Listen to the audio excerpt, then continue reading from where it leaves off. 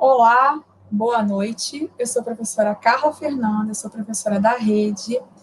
Eu sou uma mulher mulata, estou no escritório, tenho um quadro atrás de mim, estou vestida com uma blusa cinza de bolas pretas.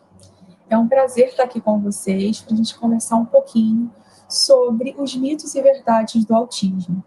Em 2007, a ONU definiu o dia 2 de abril como Dia Mundial de Conscientização do Autismo. A ideia é informar, conversar sobre o autismo como forma de combater o preconceito. E como desdobramento, a gente teve um mês inteiro para trabalhar e conversar sobre o tema. A segunda CRIA não poderia ficar fora desse movimento. Então, por isso, convidamos a pesquisadora Viviane Macedo para vir conversar um pouquinho com a gente sobre o autismo. A professora Viviane possui graduação em licenciatura em Educação Especial, é doutoranda em Psicologia pela Universidade Federal de São Carlos, especialista em Análise Comportamental aplicada ao autismo pela Lamier, possui mestrado em Educação Especial com ênfase em Deficiência Intelectual e Autismo, também pela Universidade Federal de São Carlos, é especialista em Gestão Educacional pela Universidade Federal de Itajubá e terapeuta e supervisora no Instituto Abaquer. Ela é professora de Educação Especial na Prefeitura de São Carlos. Bem-vinda, Viviane. Oi, boa noite, tudo bem? Bom, eu sou a Viviane, eu sou branca, né? Estou com cabelo solto, estou usando uma camisa xadrez e estou numa sala próxima a uma janela. Essa é a minha autodescrição. Olá, Viviana, muito obrigado por vir conversar com a gente, por disponibilizar um pouquinho do seu tempo, né? Vamos começar, então, a falar um pouquinho sobre autismo. Eu acho que, assim, a principal dúvida, né, que as pessoas têm é o que é o autismo, como é que a gente define o autismo? Você pode falar um pouquinho para a gente? Claro. O autismo, né, ele tem um nome técnico oficial, que é o transtorno do espectro do autismo, que é o TEA, né? Que é uma condição caracterizada por alguns déficits, né, em relação à comunicação, tanto expressiva como receptiva, que no que tange a fala, né, e compreensão da pessoa com autismo, que afeta diretamente as suas interações sociais. Também caracterizado por alguns interesses restritos e movimentos repetitivos. Podem ser eles com o corpo ou com objetos, em diferentes coisas. E não há só um tipo de autismo, né? Não há uma pessoa igual a outra, né? Então, como se todos os autistas fossem iguais, né? Então, existem níveis do autismo. Então, tem o nível, né? O grau considerado grave, tem o moderado, tem o leve. E a pessoa com autismo, ela é caracterizada, né? Como um grau grave ou moderado ou leve, de acordo com o nível de ajuda, né, a necessidade que ela precisa de intervenção para desenvolver as atividades de vida que ela precisa. Então, se ela precisa de muito mais intervenção na fala, né, para desenvolver atividades rotineiras, então a gente considera que é uma criança uma pessoa um pouco mais grave. Se precisa de menos intervenção, então é considerado moderado, e menos ainda considerado leve. Muito legal, Mirane, porque assim a gente acaba pensando que a gente vai definir, a gente vai dar uma única definição para autismo, uma única característica para os autistas, e aí você abre o leque para a gente, que é muito mais amplo, a gente não pode simplesmente diagnosticar com uma única característica. Acho que a outra dúvida que surge quando a gente fala, né, sobre autismo, e eu acho que é uma conversa, a gente vai conversar aqui, vai ser bem breve, mas assim, eu acredito que esse movimento de conhecimento, de buscar saber, ele tem que ser um movimento contínuo, né, até porque, como você falou, existem vários tipos de autismo, né, a gente não tem uma única forma, uma única característica para autismo. São as causas. O que causa o autismo, né? É genético? Então, não existe nenhuma evidência científica que comprove a causa do autismo, que diga que é genético ou não é, ou é alguma condição do ambiente ou não é. Então, não existe nada que nos direcione para esse sentido, né? Então, não existe uma causa para o autismo. Até porque eu costumo dizer que quando a gente sabe a causa do autismo, a gente consegue sanar o problema, né? Tipo, a gente consegue intervir na causa e solucionar todos os problemas advindos do transtorno. Então, não existe uma causa para isso. O que a gente sabe é que existe crianças com autismo, não existe uma causa, e a gente precisa saber lidar com essas crianças, com esses adultos, e intervir da melhor forma possível. Então, não existem causas para isso. Então, é bem legal essa ideia de que não existem causas, porque as pessoas costumam buscar culpados, né? Sim, Por que soluções. isso aconteceu?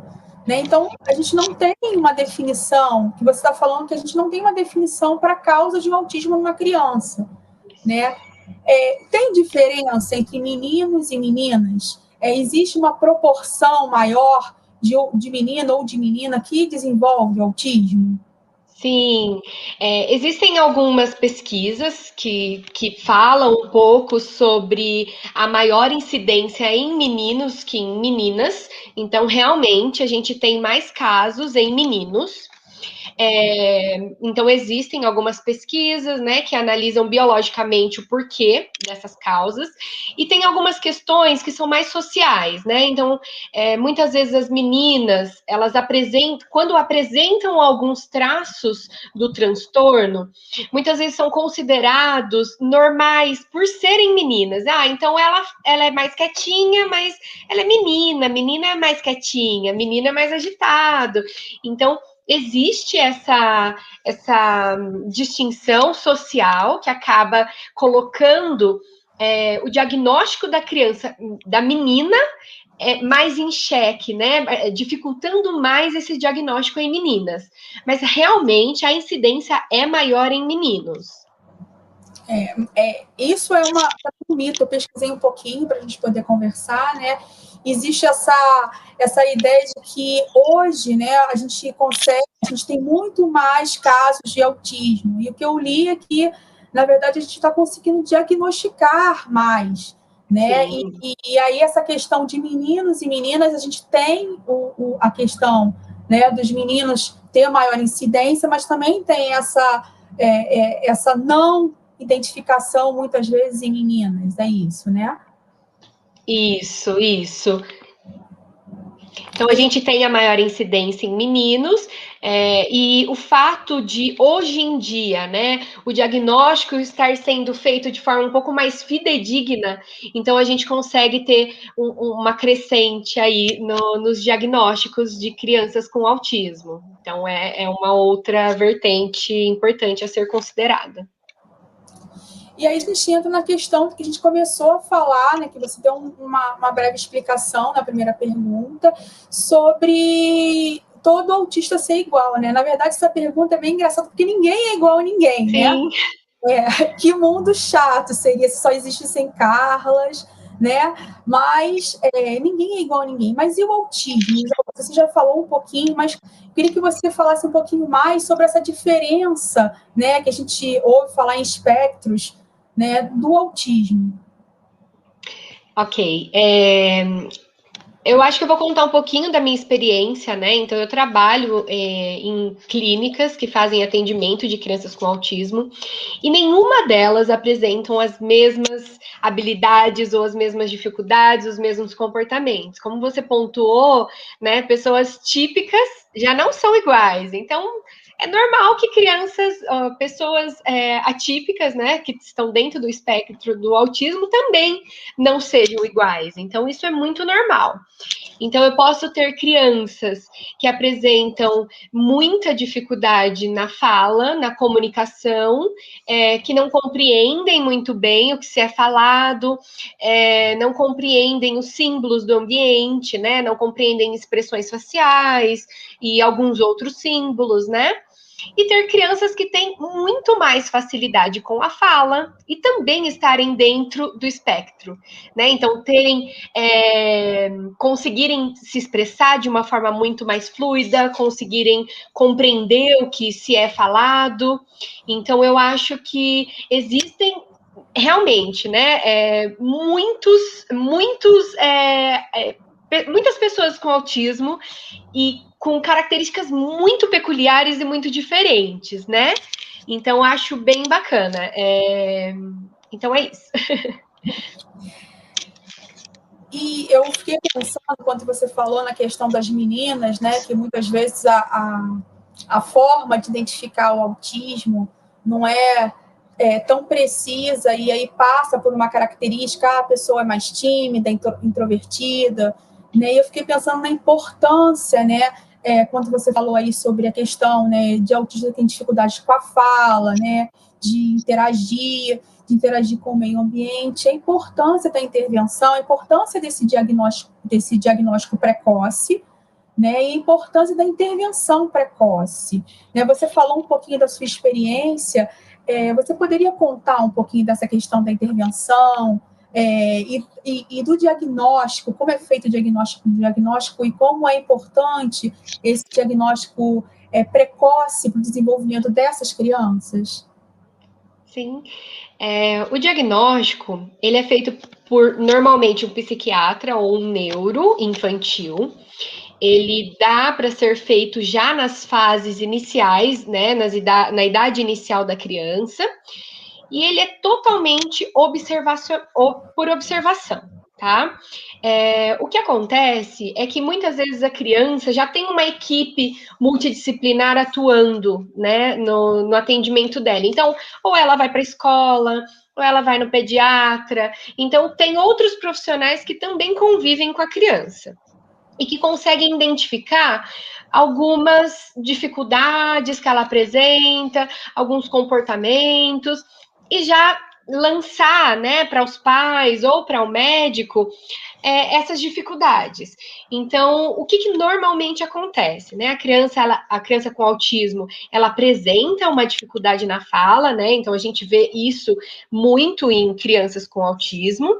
E aí o professor normalmente fala: olha, pai, olha, mãe, o filho tá com algum, né? Tem alguma dificuldade, acho importante procurar um profissional, que é aí quando a criança com autismo é encaminhada para um fono. Né? E o fono faz todas as avaliações necessárias para saber se a criança consegue falar, se ela tem toda o sistema, né, da fala ok, se ela ouve, se não ouve, e aí que a gente vai excluindo algumas possibilidades clínicas, né? Então a criança passa por uma avaliação clínica para excluir essas possibilidades até chegar numa avaliação totalmente observacional, né? Olha, a criança não apresenta nenhum déficit clínico, né? Nas cordas vocais, a audição dela tá perfeita. Então, quando a gente vai excluindo essas possibilidades, que daí vai encaminhando um pouco mais para um diagnóstico observacional, que seria o diagnóstico do autismo, que é feito pelo pediatra, ou pelo neuro, ou psiquiatra infantil. Então, é assim que a gente faz a avaliação, o diagnóstico dessas crianças. Você falou em equipe multidisciplinar, né, que age, que faz essa intervenção. Quem são esses profissionais? Você poderia citar alguns profissionais? Você falou que tem experiência clínica, né, então você acompanha. Você pode falar um pouquinho sobre esse acompanhamento? Como acontece essa intervenção com as crianças? Sim, sim. Então, essa equipe multidisciplinar é importante, né, antes do diagnóstico, porque são eles que percebem, né, algumas diferenças, dificuldades da criança. Então, está incluído nesse pacote de equipe o professor, um TO, um fono, um fisioterapeuta, também um terapeuta ocupacional, né, como eu falei, ou psicólogo. Então, são todos profissionais que normalmente já estão envolvidos com a criança, ou que anteriormente ou posteriormente ao diagnóstico, que contribuem para essa intervenção. Então, todos eles, né, cada um na sua área, consegue desenvolver as habilidades da criança, tanto da fala, de compreensão, de coordenação motora. Então, todos eles trabalham em conjunto para isso. Importante informação, Viane, porque às vezes a gente fica, assim, pais, mas a comunidade, como da sociedade como um todo, né, fica com, às vezes, receio de buscar ajuda, né, e você tem todos esses profissionais que podem te auxiliar antes para dar um diagnóstico correto, preciso, como você falou, e depois para ajudar, né, no desenvolvimento das habilidades dessa criança, né. Nem todo autista, né? Você falou que nem todo autista é igual, que tem problemas comportamentais iguais, né? E a respeito da deficiência intelectual, todo autista apresenta deficiência intelectual ou não? Bem importante falar sobre isso. Não são todos os autistas que apresentam deficiência intelectual.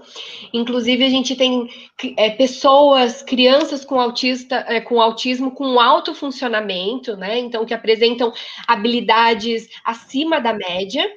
E a gente também apresenta, também existem, né, autistas que não apresentam deficiência intelectual, mas que apresentam um pouco mais de dificuldade na aprendizagem, né? Então, para receber esses símbolos do ambiente, né? Como eu falei, da expressão facial e outros símbolos, que a gente pode considerar os símbolos pedagógicos, né? Todo o conceito pedagógico incluído aí.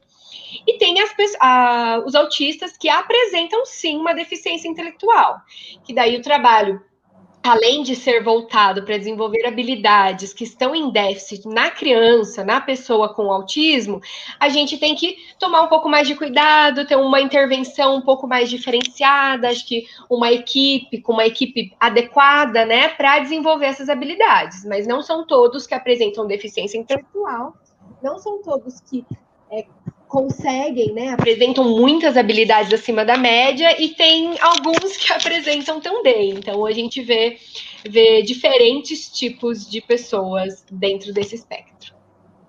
Sem dúvida, a ação, né, de uma equipe multidisciplinar vai auxiliar muito o autista, a criança a desenvolver as habilidades que são capazes de desenvolver, inclusive as questões, a questão intelectual e cognitiva, né? Uma dúvida que aparece sempre é a questão do afeto, né, da questão amorosa, porque a gente tem aquele estereótipo, né, de que autista a gente não pode tocar, eles não se tocam. Autista beija e abraça, Viviane? Sim, autista beija e abraça. E é bem bacana você tocar nesse assunto, porque se a gente for pensar, né, o autista não gosta de toque, o autista ele não gosta de interagir, isso é um mito, né, porque muitas vezes o autista ou a criança com autismo, a pessoa com autismo apresenta um déficit na comunicação, que às vezes não conseguem interagir com o outro, e aí esse distanciamento acaba se agravando mais, né? Então ele não sabe como interagir, não sabe como chegar perto das pessoas, e aí ele é visto como, não, ele não gosta de ser tocado, ele não gosta de contato. Isso não é verdade. Muitas vezes ele não sabe como chegar perto de outra pessoa. Então, sim, a gente consegue abraçar autista e eles gostam de serem abraçados, e eu acho que isso depende muito de contexto, né? Existem até contextos que algumas crianças com autismo e até adultos com autismo têm uma necessidade de toque, né? Então eu acho que é bem importante que a gente pondere isso, né? Olha, por ele ser autista, o toque é adequado ou não nesse momento, como ensinar né, a pessoa com autismo a tocar no momento correto, né, de abraçar nesse sentido.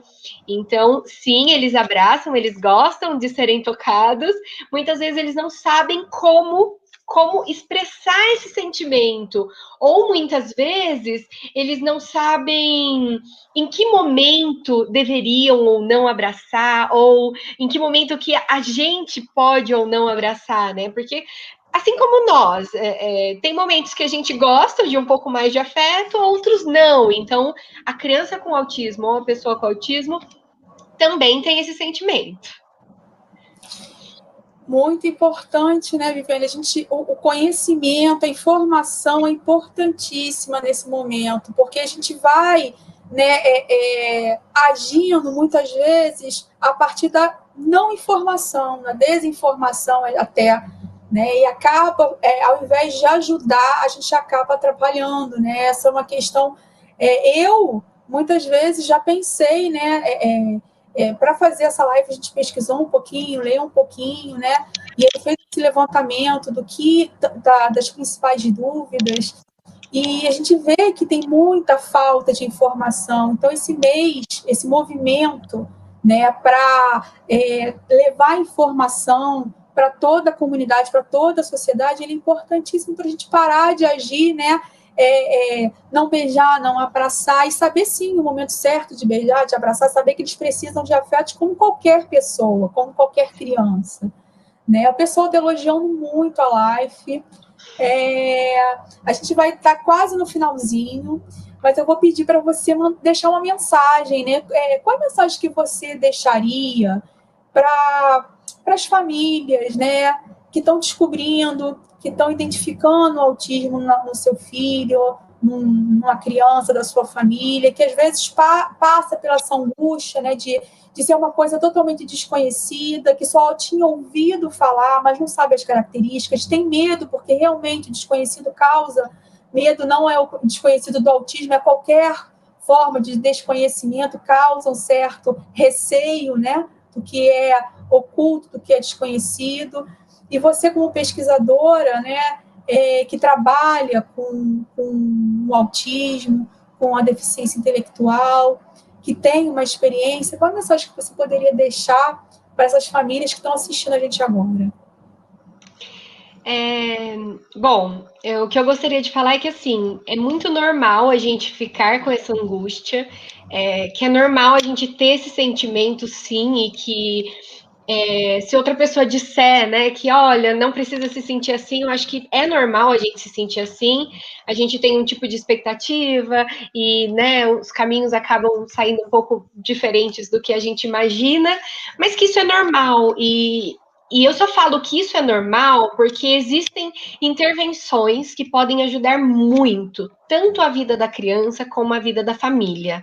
Então, eu acho que desde que a família procure uma intervenção adequada, procure profissionais qualificados, tudo pode ser resolvido de uma forma muito mais tranquila, né? Então as crianças podem sim ter uma vida normal, os pais podem sim ter vidas normais, e eu acho que isso está muito atrelado à intervenção que os pais procuram para os seus filhos. Então, eu acho que essa é a minha melhor mensagem. Eu acho que procurar uma melhor intervenção, os melhores profissionais é o caminho.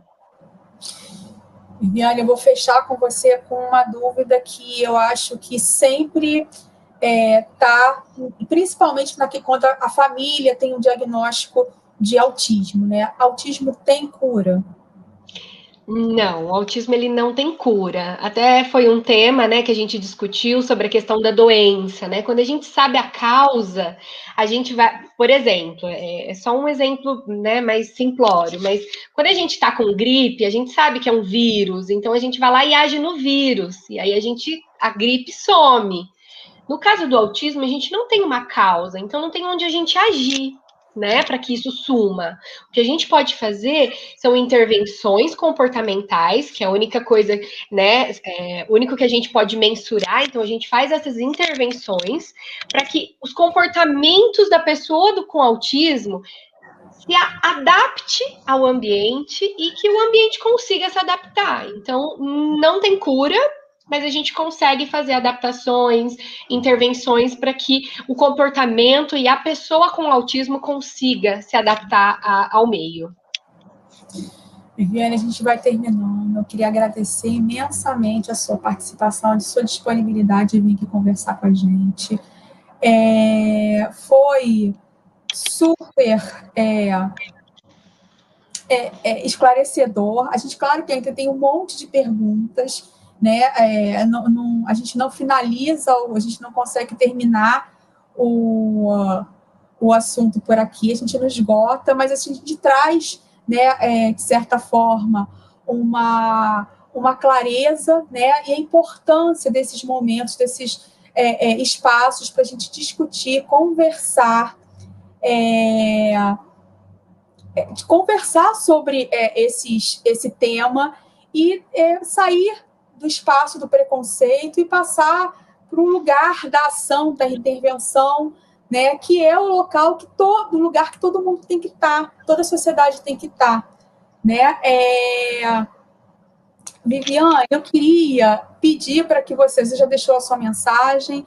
Eu queria perguntar se você tem mais alguma coisa que você queira acrescentar, que a gente vai finalizando, né?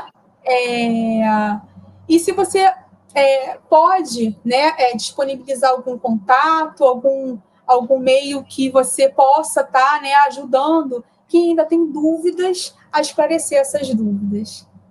Sim, Carlinha, com certeza. Eu acho que tem uma pergunta, né? Essa pergunta que está aqui na tela: é possível caminhar entre os níveis do autismo, do nível 3 para o nível 2 e de 2 para o nível 1? Acho que eu vou responder essa pergunta para a gente finalizar. Que não é possível a gente caminhar entre os níveis. Por quê? Eu posso dar uma explicação. Então, uma criança que tem uma necessidade, né, de intervenção, que está enquadrada no nível, né, no grau de grave, né, a gente consegue intervir, e tudo que a gente introduz de repertório novo para aquela criança, ela consegue apresentar em vários ambientes, né? Então, suponha que ela tem uma dificuldade na fala e que num contexto tal, ela consegue, a gente ensina ela a se adaptar àquela dificuldade, se adaptar àquele contexto, e ela vai ficar ok. Só que outros repertórios que ela também apresenta dificuldade, que talvez não tenham sido ensinados ou trabalhados, ela não vai conseguir muitas vezes. Às vezes ela consegue generalizar e às vezes não. Então, o que a gente consegue fazer é dar condições para que a pessoa com autismo, dentro daquele grau de dificuldade dela, consiga lidar com as situações, tá? Então, a pessoa que está num nível, né, num grau grave, né, ela pode apresentar muitas melhoras dentro daquele escopo do grau dela, mas muitas outras coisas ainda podem aparecer e podem surgir, né, dificuldades. Então, é importante que a gente tenha uma intervenção que pense também a longo prazo, para que a pessoa com autismo tenha, né, essa capacidade de generalizar o que ela aprende. Então, acho que seria mais ou menos isso. Então, vamos finalizando. Obrigada novamente. Obrigada por ter respondido a pergunta, a dúvida. Se alguém tiver mais perguntas, pode entrar em contato, né, pelo nosso canal aí, deixar a mensagem que a gente encaminha para a Viviane. Eu agradeço a sua participação.